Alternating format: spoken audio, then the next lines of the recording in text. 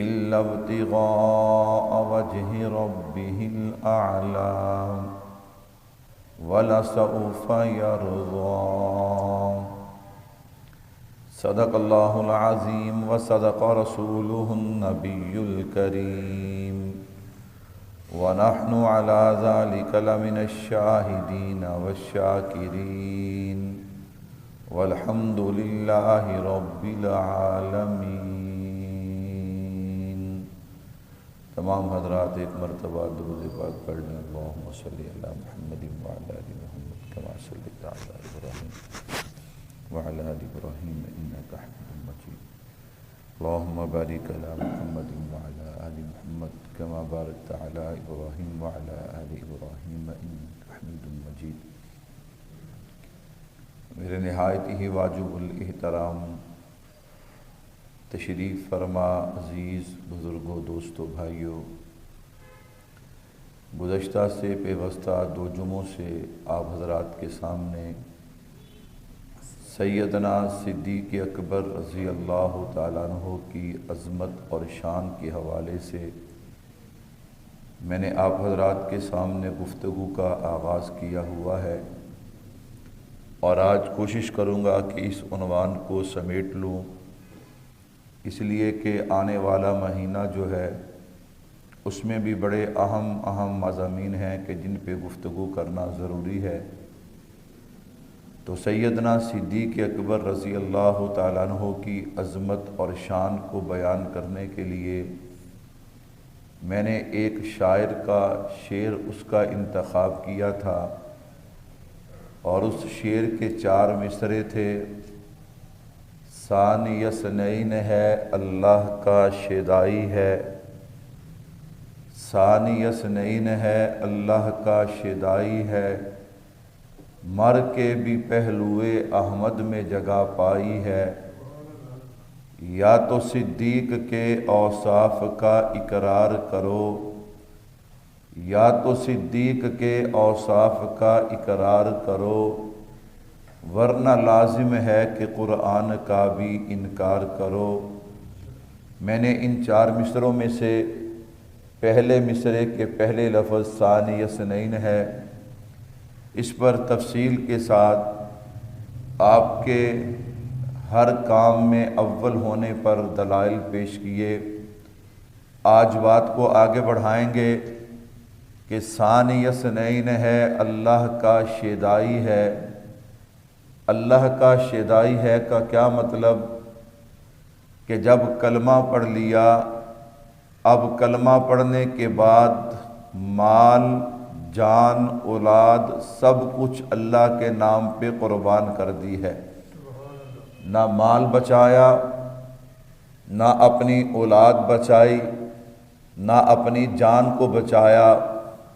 جب بھی دین کو، جب بھی شریعت کو، جب بھی اسلام کو، جب بھی میرے محبوب کو مال کی ضرورت پیش آئی ہے تو مال پیش کیا، اولاد کی ضرورت پڑی ہے تو اولاد کو پیش کیا، حتیٰ کہ جان کی ضرورت پڑی ہے تو صدیق اکبر رضی اللہ تعالیٰ عنہ نے اپنی جان کو پیش کیا.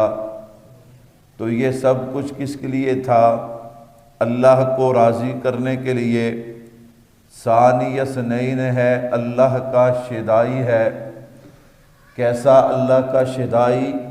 اور پھر اللہ نے جواب میں جو صدیق اکبر رضی اللہ تعالیٰ عنہ کو نوازا. اگر صدیق کی قربانی بے مثال ہے تو اللہ کا نوازنا بھی بے مثال ہے. پہلی مثال دینے چلا ہوں، غزوہ تبوک ہے. تقریباً 670 کلومیٹر دور میرے محبوب سفر کر کے اس غزوے پہ تشریف لے کر گئے.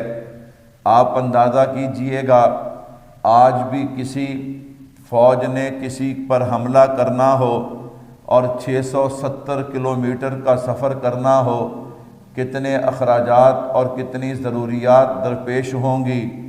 آج تو جدید زمانہ ہے، ٹیکنالوجی کا زمانہ ہے. میں اس وقت کی بات کر رہا ہوں کہ جب اکثر سفر کرنے والے پیدل ہوا کرتے تھے، سواری بھی کسی کسی کے پاس ہوا کرتی تھی. اور دوسرا امتحان یہ تھا کہ اس وقت فصل کھجور کی بالکل پک کر تیار ہو چکی تھی اور سارا دار و مدار اسی فصل پہ تھا، لیکن اس موقع پہ میرے محبوب نے جہاد کا اعلان کیا اور ساتھ میرے محبوب نے چندہ بھی مانگا۔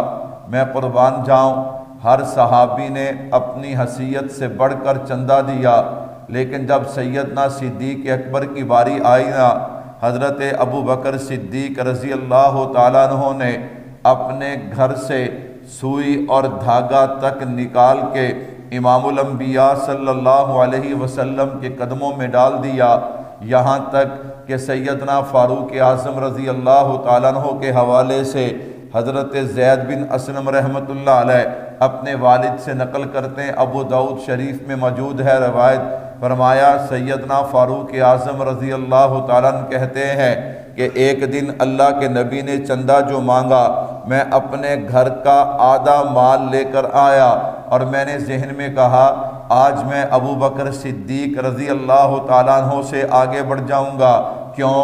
میں گھر کا آدھا مال لے کر آ رہا ہوں، آدھا مال تو کوئی نہیں پیش کرے گا، لا کر پیش کیا، حضرت ابو بکر صدیق بھی آ گئے۔ میرے محبوب نے فرمایا عمر کیا لایا ہے اور گھر والوں کے لیے کیا چھوڑ کر آیا ہے؟ اللہ کے نبی میں آدھا مال آپ کی بارگاہ میں لے آیا اور آدھا مال اپنے گھر اپنے بیوی بچوں کے لیے چھوڑ آیا ہوں۔ میرے محبوب نے جناب صدیق اکبر سے پوچھا ابو بکر تو بتا تو میرے لیے کیا لے کے آیا اور گھر میں کیا چھوڑ کے آیا؟ کہا اللہ کے نبی گھر میں جو بھی تھا وہ سارا آپ کی خدمت میں لے آیا ہوں، گھر میں چھوڑ کے آیا ہوں یا اللہ کا نام چھوڑ کے آیا ہوں یا مصطفیٰ کا نام چھوڑ کر آیا ہوں۔ حضرت فاروق اعظم رضی اللہ تعالیٰ عنہ فرمانے لگے میں کسی نیکی میں نے اسی دن فیصلہ کر لیا، میں کسی نیکی میں بھی حضرت ابو بکر صدیق رضی اللہ تعالیٰ عنہ سے آگے نہیں بڑھ سکتا۔ میرے بھائیوں میں عرض کر رہا تھا کہ جناب والا سیدنا صدیق اکبر رضی اللہ تعالیٰ عنہ نے اپنا مال جو ہے وہ اللہ کے راستے میں یوں خرچ کیا، ثانی سنین ہے، اللہ کا شدائی ہے، یعنی اللہ کے نام پر اپنا سارا مال سیدنا صدیق اکبر نے لوٹا دیا۔ پھر اللہ نے انعام کیا دیا؟ میں نے کہا ساتھ ساتھ انعام بھی سنتے جائیے نا۔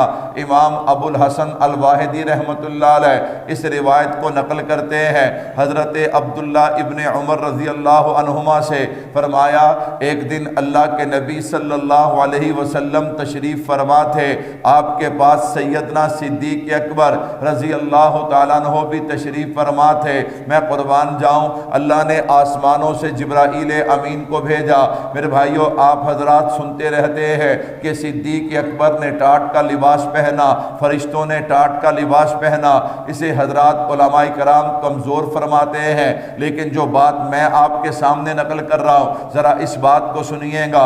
امام ابو الحسن الواحدی رحمت اللہ علیہ فرماتے ہیں کہ جبرائیل امین آئے نا، اب جبرائیل امین کو بھیجنے والا کون ہے؟ اور اللہ تو سب کچھ جانتے ہیں نا، اللہ کو تو کسی بات کا یہ نہیں کہ علم نہیں ہے، نعوذ باللہ، اللہ تو دلوں کے بھید بھی جانتے ہیں۔ میں نے کہا دیکھیے اللہ کو سیدنا صدیق اکبر سے کتنا پیار تھا، سیدنا صدیق اکبر سے کتنی محبت اور کتنا لاڈ تھا۔ حضرت ابو بکر صدیق رضی اللہ تعالیٰ عنہ نے اس وقت جو عبا پہنی ہوئی تھی وہ عبا یہاں سینے سے پھٹی ہوئی تھی۔ اس حالت میں آپ اللہ کے نبی کے پاس تشریف فرما تھے، جبرائیل امین آ گئے۔ اب آ کر سوال دیکھیے گا اللہ کے نبی یہ جو ابو بکر صدیق نے عبا پہنی ہوئی ہے یہ پھٹی ہوئی کیوں ہے؟ اللہ اکبر اللہ اکبر۔ میرے محبوب نے فرمایا جبریل یہ پھٹی ہوئی اس لیے ہے کہ جب میرا یار غار ابو بکر صدیق رضی اللہ تعالیٰ عنہ اسلام میں داخل ہوئے، یہ 40,000 درم دینار کے مالک تھے، لیکن انہوں نے سب کچھ اللہ کے کہنے پہ میرے قدموں پہ قربان کر دیا۔ ثانی اثنین ہے، اللہ کا شدائی ہے، جب اللہ نے کہا میرے راستے میں خرچ کرو تو سب کچھ اللہ کے راستے میں خرچ کر دیا۔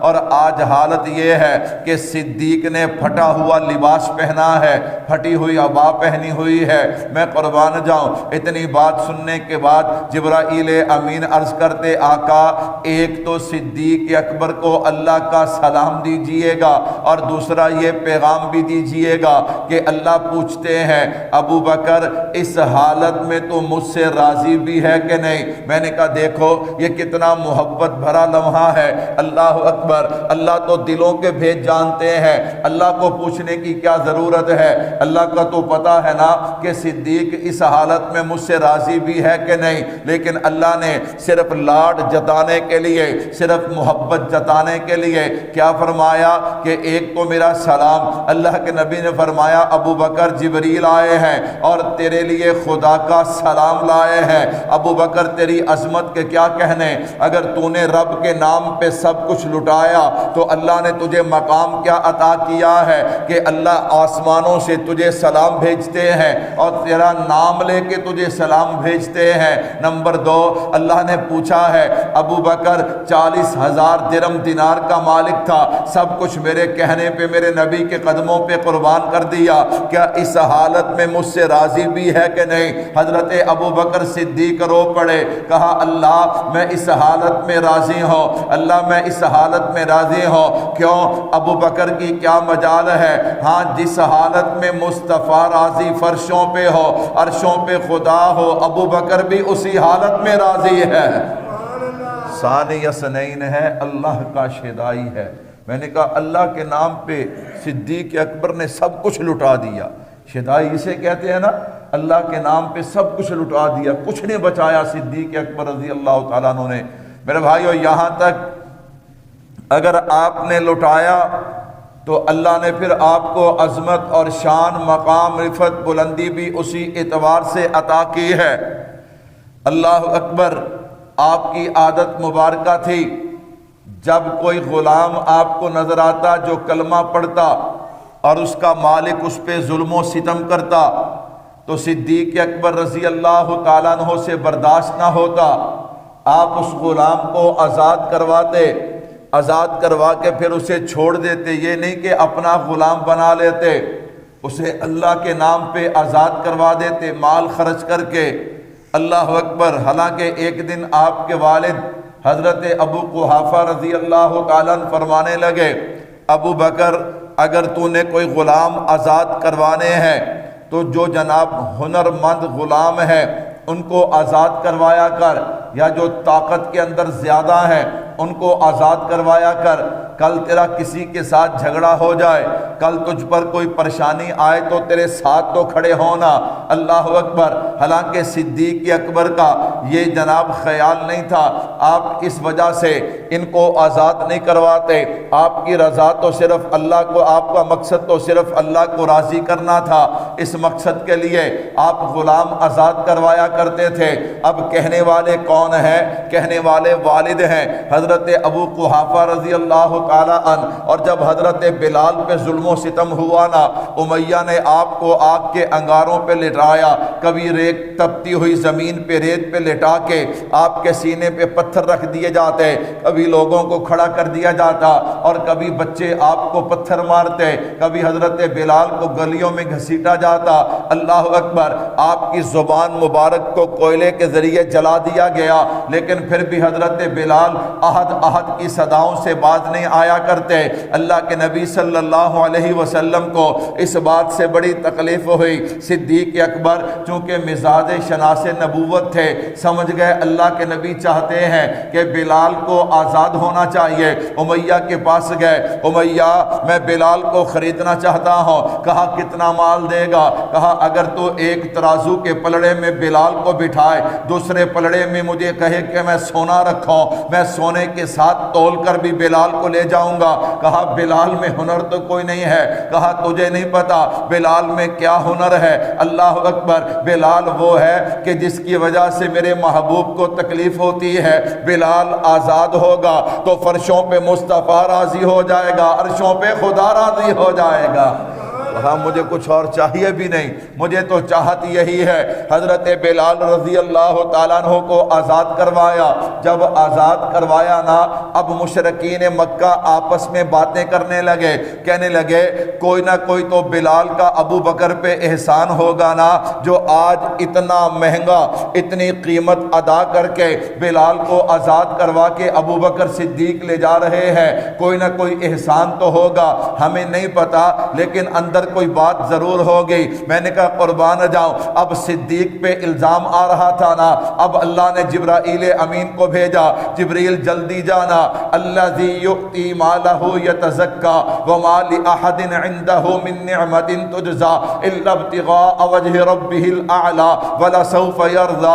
او میرے صدیق پہ باتیں کرنے والوں، یاد رکھو ابو بکر جو مال خرچ کرتا ہے، ابو بکر کی کوئی اور رضا نہیں۔ الذی یؤتی مالہ یتزکا وما لأحد عنده من نعمت تجزا الا ابتغاء وجہ ربہ الاعلی، وہ صرف اللہ کی رضا چاہتا ہے۔ ولسوف یرضی، وہ تو یہ چاہتا ہے کہ میں مال خرچ کروں، غلاموں کو آزاد کرواؤں، فرشوں پہ مصطفیٰ راضی ہو جائے، عرشوں پہ خدا راضی ہو جائے۔ اور میں قربان جاؤں، اللہ اکبر، تفسیر کبیر کے اندر یہ بات موجود ہے۔ فرمایا جس طرح سورہ والضحیٰ، کس طرح سورہ والضحیٰ جو ہے اس کا نام، ایک نام ہے سورہ محمد، ایک نام اس کا کیا ہے؟ سورہ محمد۔ اللہ اکبر صلی اللہ علیہ وسلم۔ کیوں؟ سورہ والضحیٰ کے اندر جو ہے وہ اللہ کے نبی صلی اللہ علیہ وسلم کی صفات کو بیان کیا گیا، تو فرمایا اسی طرح سورۃ اللیل کا ایک نام سورہ ابی بکر بھی ہے۔ اللہ اکبر، سورہ لیل کا نام ایک کیا ہے؟ سورہ ابی بکر بھی ہے۔ میرے بھائیو توجہ کیجئے گا، اسی تفسیر کبیر کے اندر موجود ہے۔ فرمایا دیکھو حضرت ابو بکر صدیق رضی اللہ تعالی عنہ آقا علیہ الصلوۃ والسلام کی سیرت کا عکس اور نمونہ ہے۔ اللہ اکبر، کیا مطلب؟ جیسے ہم کہہ دیتے ہیں کہ جہاں جہاں حضور اول ہیں وہاں وہاں صدیق کیا ہے؟ ثانی ہے۔ فرمایا دیکھیے اللہ نے اپنے محبوب کے بارے میں کیا فرمایا؟ اللہ نے فرمایا وَلَسَوْفَ يُعْتِيكَ رَبُّكَ فَتَرْضَىٰ، میرے محبوب اے ان قریب ایسا وقت آئے گا، یعنی روز قیامت ہم آپ کو اتنا عطا کریں گے کہ آپ راضی ہو جائیں گے۔ فرمایا اللہ نے اسی طرح اپنے محبوب کے یار غار کو فرمایا وَلَسَوْفَ يَرْضَىٰ، ان قریب ہم آپ سے کیا ہو جائیں گے؟ راضی ہو جائیں گے۔ میں نے کہا تفسیر کبیر کے اندر اللہ اکبر، آپ اسے اٹھا کر دیکھیے، علامہ ابن حجر عسقلانی رحمۃ اللہ علیہ نے اس بات کو نقل کیا ہے۔ میرے بھائیو توجہ کیجئے گا، سیدنا صدیق اکبر کا شان کیا ہے؟ صدیق اکبر کا مقام کیا ہے؟ میں نے کہا ثانی اثنین ہے، اللہ کا شدائی ہے۔ کیا مطلب؟ کہ سب کچھ اللہ کے نام پہ قربان کر دیا ہے۔ کہہ دو بے شک، سب کچھ اللہ کے نام پہ کیا کر دیا ہے؟ قربان کر دیا۔ کوئی چیز سیدنا صدیق اکبر رضی اللہ تعالیٰ عنہ نے اپنے لیے بچا کے نہیں رکھی، سب کچھ اللہ کے نام پہ قربان کر دیا۔ میرے بھائیو مال ہے، اولاد ہے، جان ہے، سب کچھ اللہ کے راستے پہ قربان کر دیا۔ پھر اس سے آگے شاعر بات کو بڑھاتا ہے، کہتے ہیں ثانی اثنین ہے، اللہ کا شدائی ہے، مر کے بھی پہلوئے احمد میں جگہ پائی ہے۔ اللہ اکبر، یا تو صدیق کے اوصاف کا اقرار کرو ورنہ لازم ہے کہ قرآن کا بھی انکار کرو۔ اللہ اکبر، اب ذرا دیکھیے گا صدیق اکبر کیسے اللہ رب العزت کی ایک ایک بات کو اللہ اکبر اس پہ عمل کرتے ہیں۔ قرآن کریم کی آیت ہے والذی جاء بالصدق وصدق بہ، کیا ترجمہ؟ اللہ اکبر، فرمایا سچائی لانے والی ذات نبی کی ذات ہے اور اس کی تصدیق کرنے والی ذات جو ہے وہ سیدنا صدیق اکبر رضی اللہ تعالیٰ عنہ کی ذات ہے۔ ثانی اثنین ہے، اللہ کا شیدائی ہے۔ شیدائی کا کیا مطلب؟ کہ اللہ نے جو کہہ دیا ہے صدیق نے اس پہ عمل کر کے دکھا دیا ہے۔ صدیق نے اس پہ کیا کر کے دکھایا؟ عمل کر کے دکھایا ہے۔ اللہ اکبر۔ طبقات ابن سعد میں روایت موجود ہے، اللہ کے نبی جب معراج پہ تھے نا تو اللہ کے نبی صلی اللہ علیہ وسلم نے جبرائیل امین سے فرمایا جبریل مجھے یہاں تو لے آیا ہے، جب میں واپس جا کر بیان کروں گا مشرکین مکہ تو نہیں مانیں گے، کفار مکہ تو نہیں مانیں گے، میں قربان جاؤں آسمانوں پہ جبرائیل امین فرماتے ہیں اللہ کے نبی فکر نہ کیجئے ان قومک یکذبک ابو بکر یصدقک فہو صدیق۔ اللہ کے نبی اگر سارے مشرک اور کافر انکار کر دیں آپ کو پریشان ہونے کی ضرورت نہیں، ایک ابو بکر ہے جو آپ کی تصدیق کرے گا، اللہ نے بنایا ہی اسے تصدیق کرنے کے لیے ہے۔ واہ صدیق تیری شان کا کیا کہنا۔ والذی جاء بالصدق وصدق بہ، اللہ کے نبی آگئے واپس اتفاق سے، مکہ مکرمہ سے ایک قافلہ ملک شام کی طرف گیا ہوا تھا تجارت کے لیے، صدیق اکبر رضی اللہ تعالیٰ عنہ بھی اس میں شامل تھے۔ جب میرے محبوب نے معراج کا واقعہ بیان کیا، اب مشرقین مکہ وہی اعتراض وہی سوال، چلتے چلتے کہنے لگے اگر آپ واقعی ہی گئے ہیں، نعوذ باللہ شک کی نگاہ سے دیکھ کر کہتے ہیں اگر آپ واقعی گئے تو ہمارا سوال ہے ہمیں بتائیے بیت المقدس کی کھڑکیاں اور دروازے کتنے؟ اب میرے محبوب کو کھڑکیاں اور دروازے گننے کے لیے گئے تھے۔ اللہ کے نبی فرماتے جتنا اس دن میں پریشان ہوا اور مجھے گھٹن ہوئی نا اتنی کسی دن بھی نہیں ہوئی، لیکن اللہ نے فرمایا محبوب پریشان کیوں ہوتا ہے؟ اگر میں لے جا سکتا ہوں تو میں دکھا بھی سکتا ہوں۔ ہمارا عقیدہ ہے اللہ کے نبی صلی اللہ علیہ وسلم اپنے روح مع الجسد اللہ کے نبی بیت اللہ سے بیت المقدس اور ساتوں آسمان اللہ کے عرش تک گئے ہیں۔ آگے رجب کا مہینہ میں تفصیل کے ساتھ معراج میں اس کا ذکر کروں گا، آج صرف اتنی بات یاد رکھیے گا۔ آج کچھ لوگوں کو اشکال ہے کیسے چلے گئے، میں نے کہا انہی کا علاج کرنے کے لیے اللہ نے معراج کو شروع ہی یہاں سے کیا، سبحان الذی اسرا، کہ نبی گئے نہیں بلکہ کون لے کر گیا؟ اللہ، تاکہ اشکال ہی باقی نہ رہ جائے۔ اللہ لے جا سکتا ہے کہ نہیں لے جا سکتا؟ اللہ اکبر۔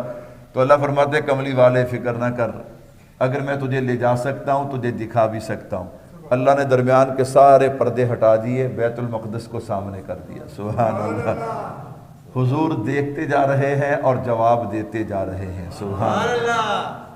جب تسلی ہو گئی نا تو کہنے لگے آپ جس راستے پہ گئے ہیں نا اس راستے پہ ہمارا ایک تجارتی قافلہ گیا ہے، کیا وہ قافلہ کب واپس آئے گا، کہاں پہنچا ہے، آپ اس کے بارے میں بتا سکتے ہیں؟ میرے محبوب نے پہلا فرمایا پہلے دو باتیں اور سنو۔ پہلی بات یہ کہ جب میں ان کے قریب سے گزرا تھا تو ان کے ایک آدمی کا اونٹ گم ہوا تھا، وہ اونٹ تلاش کر رہا تھا۔ فرمایا دوسری بات ان کے ایک آدمی کا جو ہے پانی گم ہو گیا۔ کیسے گم ہو گیا؟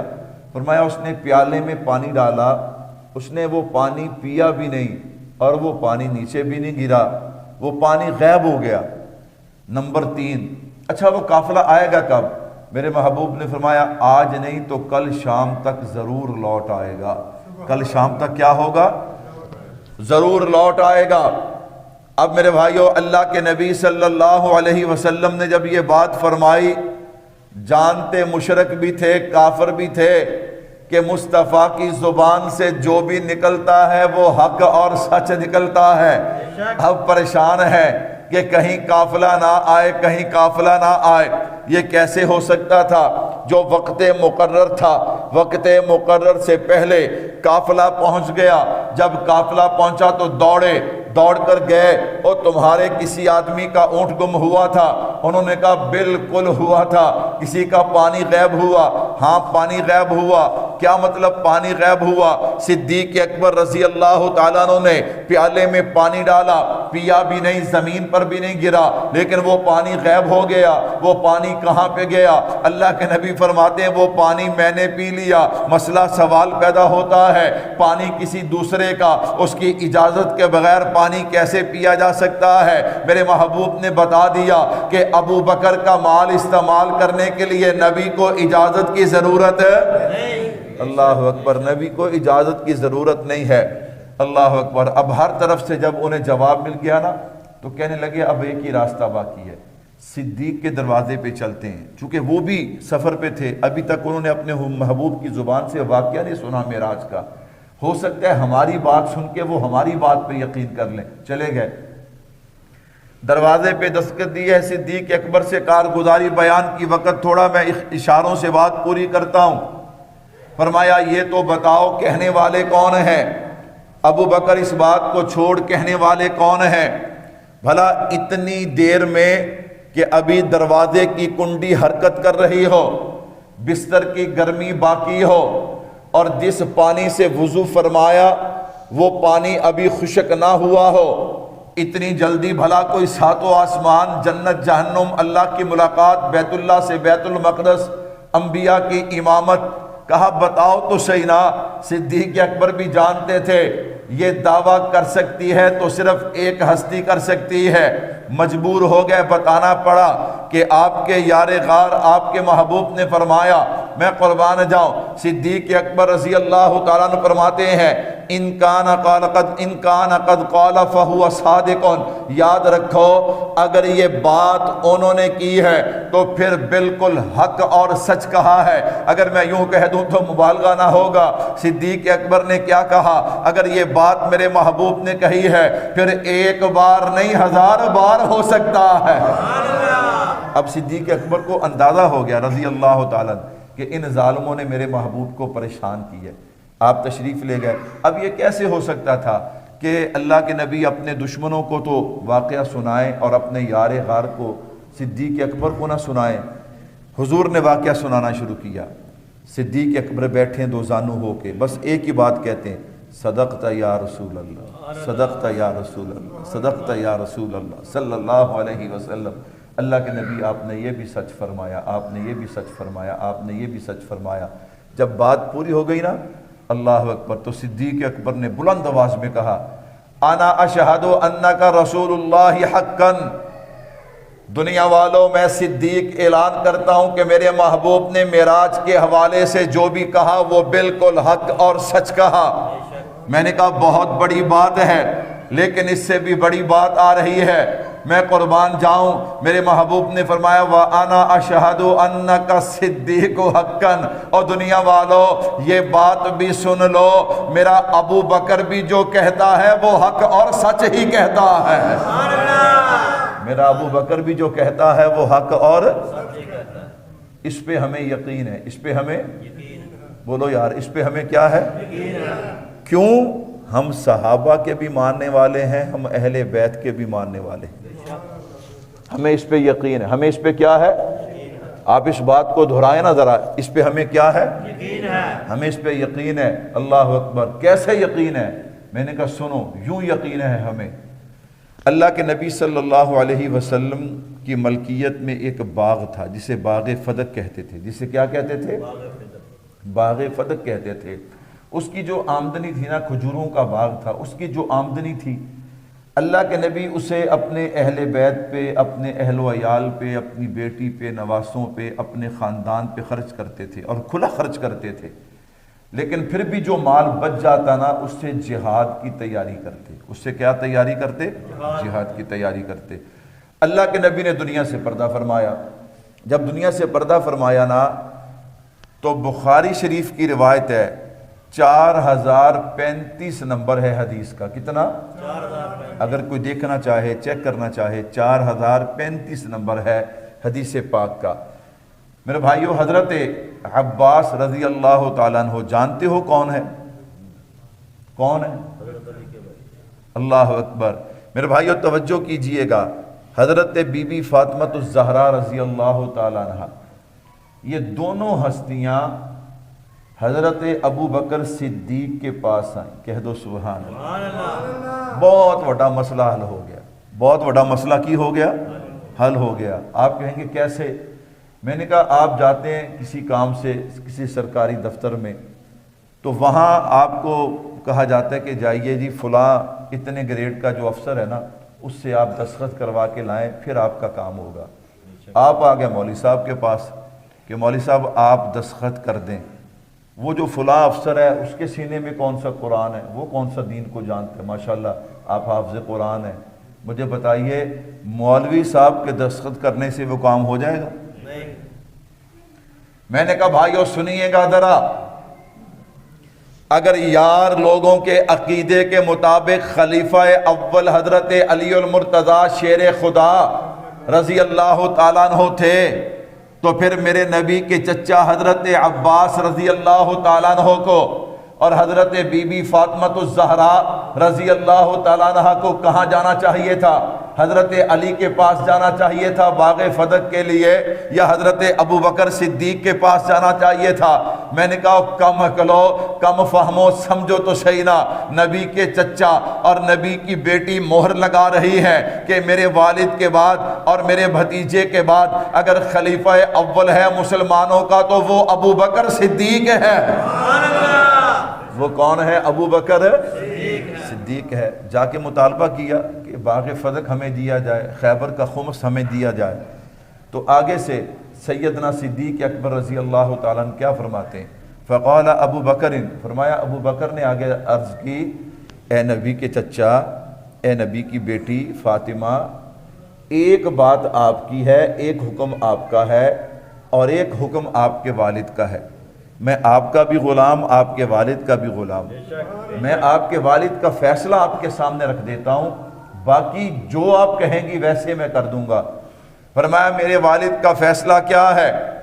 فرمایا سمعت النبی صلی اللہ علیہ وسلم یقول لا نورث ما ترکنا صدقہ، بخاری شریف کی روایت پڑھ رہا ہوں۔ فرمایا اللہ کے نبی نے کہ نبیوں کے مال میں وراثت نہیں ہوتی، نبیوں کا مال صدقہ ہوتا ہے، کہو بے شک۔ اللہ اکبر۔ اور اگلے جملے ضرور سننے والے ہیں۔ فرمایا ہوگا اسی طرح جس طرح پہلے مال آتا تھا نبی کی بیویوں پہ، نبی کی بیٹیوں پہ، نبی کے خاندان پہ، اسی طرح تقسیم ہوگا۔ جو بچے گا وہ بیت المال میں جائے گا، وہ بیت المال میں جائے گا، وگرنہ پہلے ان کی شان کے مطابق جیسے پہلے خرچ ہوتا تھا اسی طرح خرچ ہوگا۔ میرے بھائیو بخاری شریف 6730 نمبر حدیث جو ہے اس کے اندر حضرت اما عائشہ صدیقہ رضی اللہ تعالیٰ عنہ، آپ کو پتہ چلا کہ باقی ازواج مطہرات، اب میں یہاں پہ چھوٹی سی بریک سی بات کرنے لگا ہوں، اگر آپ اس کو سمجھے تو جیڑا بندہ ادھی گل کرے تے ادھی چھڑے انہوں لوکی کی کہندے نہیں؟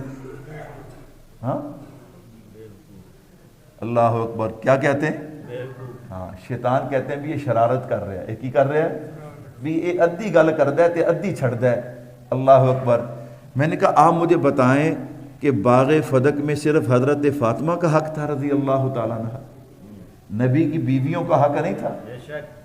نبی کی بیویوں کا حق تھا یا نہیں تھا؟ تو میں نے کہا بھائی جو شور کرتا ہے وہ نبی کی بیویوں کا نام تو نہیں لیتا، وہ تو یہ تو نہیں کہتا کہ عائشہ کو بھی حق نہیں ملا، اللہ اکبر، وہ یہ تو نہیں کہتا حضرت ختیجہ کو بھی حق نہیں ملا رضی اللہ تعالیٰ عنہ۔ تو پتہ چلا سوائے لوگوں کو پریشان کرنے کے کوئی اور مقصد ہے؟ میرے بھائیو ازواج مطہرات نے تیاری کی ہے، حضرت عثمان غنی رضی اللہ تعالیٰ عنہ کو اپنا وکیل بنایا کہ آپ جا کر سیدنا صدیق اکبر سے بات کیجئے ہمارے حق کے بارے میں۔ فقالت عائشہ، اما عائشہ صدیقہ رضی اللہ تعالیٰ عنہ کو پتہ چلا، آپ نے فرمایا الیس قال قد قال، کیا آپ کو وہ بات بھول گئی؟ کون سی بات؟ جو اللہ کے نبی نے فرمائی تھی لا نورث ما ترکنا صدقہ، کہ نبی کے مال میں صدقہ نہیں ہوتا، بلکہ نبی کے مال میں وراثت نہیں ہوتی، بلکہ وہ کیا ہوتا ہے؟ صدقہ ہوتا ہے۔ ساری بیویوں نے اس بات سے کیا کی ہے؟ اتفاق کیا ہے۔ میں زیادہ نہیں وقت کو ملحوظ رکھتے ہوئے ایک حوالہ اور دینے چلا ہوں، میرے بھائیو توجہ کیجئے گا۔ البدایہ والنہایہ کے اندر حضرت زید بن علی بن حسین بن علی، میرے بھائیو توجہ کیجئے گا، نسب کو ذہن میں رکھیے گا۔ میں نے کہا زید بیٹے ہیں علی کے، علی بیٹے ہیں حضرت حسین کے، حضرت حسین ہیں بیٹے حضرت علی کے، تو حضرت زید کا حضرت علی سے کیا رشتہ بنا؟ کیا رشتہ بنا جی؟ اللہ اکبر، آپ بزرگ لوگ ہیں، آپ زیادہ سمجھتے ہیں رشتوں کو۔ کیا رشتہ بنا؟ ہاں جی، پڑپوتے بنے۔ کیا بنے؟ پوتے سے آگے کیا ہوتا ہے؟ پڑپوتے بنے۔ اللہ اکبر، علی جو ہیں یہ پوتے ہیں اور آگے پھر ان کے بیٹے پر پڑپوتے بنے۔ وہ فرماتے ہیں البدایہ والنہایہ کے اندر کہ اگر صدیق اکبر کی جگہ پہ میں ہوتا نا تو میں بھی وہی فیصلہ کرتا جو ابو بکر صدیق نے کیا ہے۔ اللہ اکبر، میں نے کہا دیکھیے نا، اللہ اکبر، میرے محبوب نے کیا فرمایا تھا؟ وَأَنَا أَشْهَدُ أَنَّكَ الصِّدِّيقُ حَقًّا، میں محمد اعلان کرتا ہوں کہ صدیق کی زبان سے جو بھی نکلتا ہے حق اور میں نے کہا ہم صحابہ کے ماننے والے بھی، اہل بیت کے ماننے والے بھی۔ میرے بھائیو اسی پہ بس نہیں ہے، اسے لوگ بڑا اچھالتے ہیں اس مسئلے کو۔ میں نے کہا اتنا آسان مسئلہ ہے، کوئی سمجھنے والا کوئی سمجھانے والا تو ہونا۔ اچھا اب کیا کہتے ہیں؟ کہتے دیکھیں آپ نے جو پیش کی ہیں وہ احادیث ہیں۔ وہ کیا ہے؟ میں کہا شکر ہے ادھی غلطے مننے نا، ہم نے جو پیش کی ہیں وہ کیا ہے؟ ایک تو تسی نہیں بول دے میں کی کرا، اللہ کیا ہے؟ احادیث ہیں۔ میں نے کہا چلو ادھی غلطے مننی نا، ابھی مسئلہ احادیث دے وچ تے ہے گا۔ میں نے کہا اب کہتا جی قرآن کہتا ہے یوصیکم اللہ فی اولادکم، تم حدیث کو قرآن سے ٹکرا رہے ہو، خبر واحد سے۔ تم جناب والا قرآن کریم کی آیت قطعی ہے، تم قطعی پہ جرا کیسے کر سکتے ہو؟ اس طرح جناب والا قرآن کریم کی آیت یوصیکم اللہ فی اولادکم، قطعی کا معنی مضبوط عام الفاظ میں سمجھاتا ہوں، ادھر خبر واحد ہے۔ خبر واحد سے جو آیت قطعی ہے اس کا مقابلہ ہو سکتا نہیں، اس کا مقابلہ نہیں ہو سکتا۔ اگرچہ یہ خالصتاً علماء کے لیے بات ہے لیکن سمجھ آپ کو بھی آئے گی۔ میں نے کہا یاد رکھنا خبر واحد اس وقت ہوتی ہے کہ حدیث کو نقل کیا گیا، درمیان میں کافی وقفہ گزرا، پھر اس کو کسی نے نقل کیا، درمیان میں غیب آیا، تو اسے کہتے ہیں خبر واحد۔ اسے کیا کہتے ہیں؟ لیکن وہ حدیث، چونکہ حدیث کی مختلف قسمیں ہیں نا، وہ حدیث کی قسم کہ جس کو صحابی ڈائریکٹ نبی سے سنے اسے حدیث قطعی کہتے ہیں۔ اسے حدیث کیا کہتے ہیں؟ اسے حدیث قطعی کہتے ہیں۔ وقت کو بچاتے ہوئے حضرت ابو بکر، حضرت عمر، حضرت علی، حضرت عثمان، حضرت عباس، حضرت زبیر، حضرت عبد الرحمن بن عوف، حضرت سعد بن ابی وقاص رضوان اللہ علیہم اجمعین، بخاری، مسلم، ترمذی، مناقب ابی بکر، ان تمام کتابوں کے اندر یہ بات موجود ہے۔ یہ سارے کے سارے صحابہ فرماتے ہیں ہم نے اپنے کانوں سے حضور کی زبان مبارک سے سنا، لا نورث ما ترکنا صدقہ، کہ نبی کے مال میں وراثت نہیں ہوتی بلکہ نبی کا مال کیا ہوتا ہے؟ صدقہ ہوتا ہے۔ تو میں نے کہا حدیث کیا ہو گئی؟ قطعی ہو گئی۔ تو میں نے کہا قطعی کا قطعی کے ساتھ مقابلہ ہو سکتا ہے، اس لیے یہ بات ذہن میں رکھیے گا، جو صدیق اکبر کا فیصلہ ہے وہ کل بھی سچا تھا، پھر عمر کی مہر لگی، پھر سچا، پھر عثمان کی مہر لگی، پھر سچا، پھر علی کی مہر لگی، پھر سچا، پھر حسنین کریمین کی مہر لگی، پھر سچا۔ میں نے کہا کیوں؟ میرے محبوب نے فرمایا وَأَنَا أَشْهَدُ أَنَّكَ الصِّدِّيقُ حَقًّا، اور دنیا والوں میں محمد اعلان کرتا ہوں صدیق کی زبان سے جو بھی نکلتا ہے سچ نکلتا ہے۔ آخری بات میں نے کہا، میں نے شعر شروع کیا تھا، اللہ اکبر، اسے پورا کرتا جاؤں۔ ثانی یسنین ہے، اللہ کا شیدائی ہے، مر کے بھی پہلوئے احمد میں جگہ پائی ہے۔ سبحان اللہ، اللہ اکبر۔ میرے بھائیو آپ کا آخری وقت آیا نا، آپ نے فرمایا مجھے غسل دینا، کفن دینا، جنازہ پڑھنا، میری چارپائی کو حضور کے روضے کے سامنے لے جانا۔